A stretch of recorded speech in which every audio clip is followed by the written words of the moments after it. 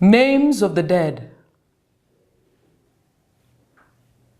James Odhiambo, 24 years, petrol attendant, Kakamega. Abraham Mungai Dungu, 25 years, Juja. Lucas Sang, adult, athlete, runner, Rift Valley. George William Onyango, adult, Kisumu. Margaret Wanjiro, adult, Kiambaa, Eldoret. Wesley Ngetich, 34 years, athlete, marathon runner, Transmara. Eric Openda Amalo, 22 years, Nairobi.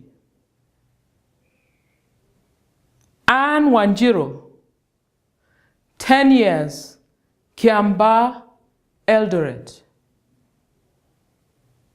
Joyce, 1 year, Kiambaa, Eldoret.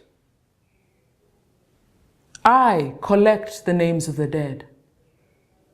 The names of the 1,300 dead.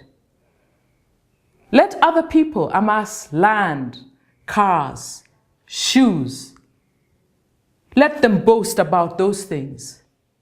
It is me who will save the names of the dead, the names of the ones we destroyed. In the aftermath of primitive pride, toxic adults reverted to childish games. Blatant, discolored with rage, they refused to follow rules, stole the people's elections, and then stood firm, blameless, clean. When the buildings stopped burning, when machetes were blunted, when packs of hunting gangs dispersed, when fear receded, tempers abated, when the smoke finally drifted away, 1,300 lay dead. And we looked on the work of our hands, unrepentant. Not an ounce of regret furrowed our brow. Instead, we shouted, "Forget! Forget! Forget! Their names we must forget." I collect the names of the dead. The names of the 1,300 dead. Let other people amass shoes, land, cars.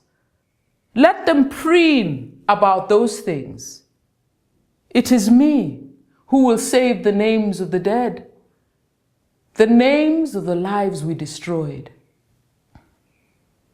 Names come to me from unexpected places. Slowly, slowly, one by one. They slip past offended silence, glide knife-like through indifferent kindness. Soundless, they must avoid detection. Shh.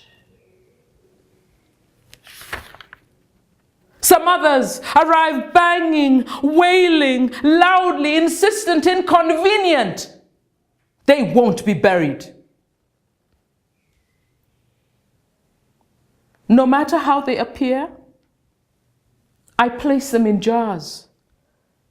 With infinite tenderness, line them along shelves. Lids shut tight. They cannot escape. Or worse, get stolen by those who hide the names of the dead, by those who vanish names like trails of smoke. No names, no crime. No crime, no sin, No names, no crime. No crime, no sin. No names, no crime, no crime, no sin.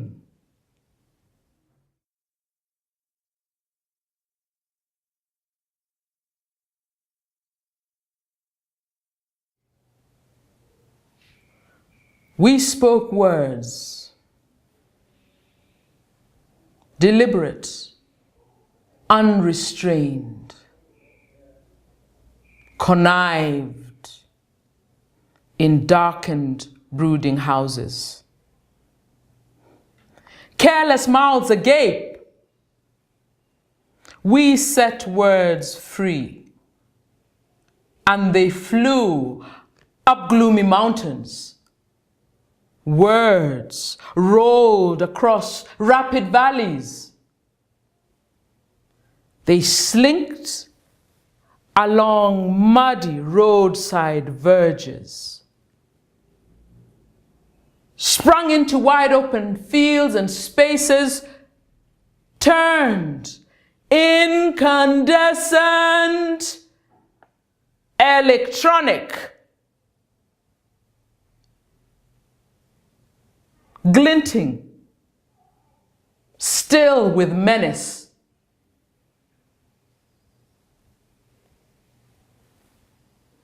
Reckless, they flipped, howled, spun out of control. Words hunted strangers down.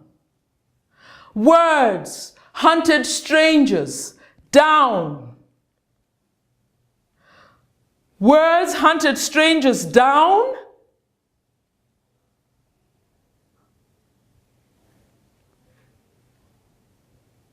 And they could not know.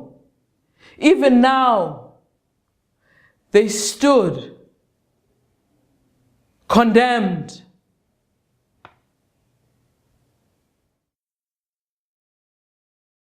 Inflamed Words, that particular poem, I wrote, I think, probably 3 years after the post-election violence of 2007, 2008. I wrote it because I am fascinated by the power of words. I'm fascinated by how we create words, how we create the world with our words, by the things we think, as well as the words we speak. And yet how most of us walk around thinking, they're thoroughly unimportant, I'm unimportant, I'm not powerful, you know, I can't do this or I can't do that. And yet every day we speak words to each other and create relationships through the words that we speak. The poem Names of the Dead begins with names, the names of some of the 1,300 people that died. And I spent a long time looking for the names of the people who had been killed during the post-election violence. And there is nowhere, there's no place where they have been recorded. So I've found, you know, a few names, and I have 20 names. And if you read the names, you find that they come from different communities. It represents all those people who died because of our foolishness.